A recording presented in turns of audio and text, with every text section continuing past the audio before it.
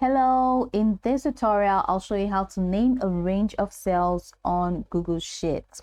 Here's a step-by-step guide on how to name a range of cells in Google Sheets. First, go to Google Sheets, open the spreadsheet in Google Sheets, then you need to click and drag to select the range of cells that you want to name.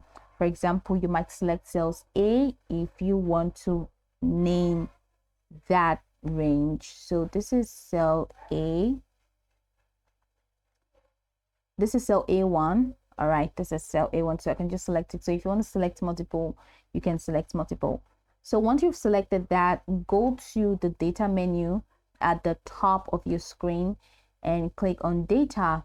Then you're going to have to select named ranges. All right, click on named ranges from the drop down menu. And once you're here, this will open a panel on the right side of the screen, which is here.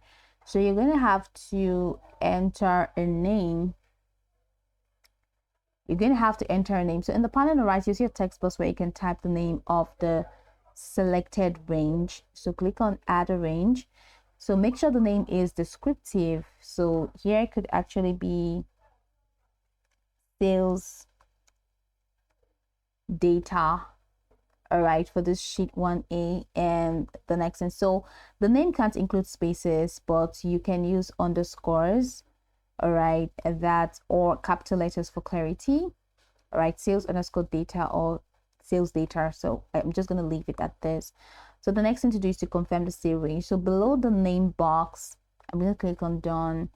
So sorry, go back to editing.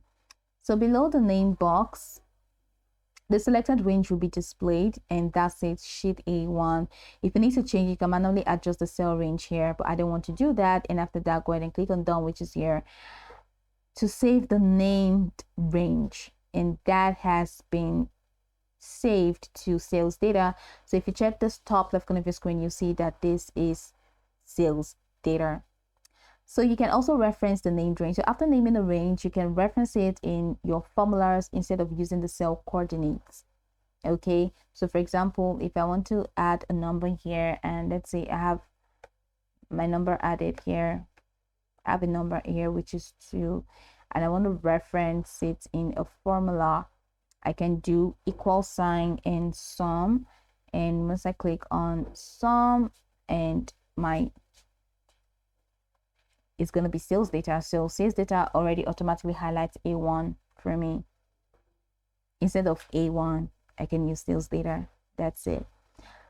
So you can also open the named range panel to edit or delete a named range. All right, so you can open this, or you can go back to data where it's already here and I've not closed it. So you can just click on that, click on the pencil icon to edit the name, edit the range, or to just delete it by clicking on this delete icon over here.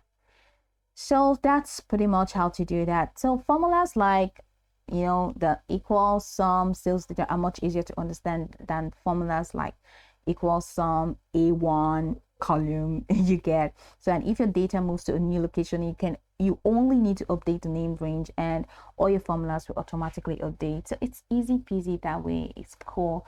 So you can go over this tutorial from top to bottom to get acquainted with the steps, and of course once you're done, you'll be good to go. I'm going to delete this because I do not need it. I hope this tutorial marvelously helped your search.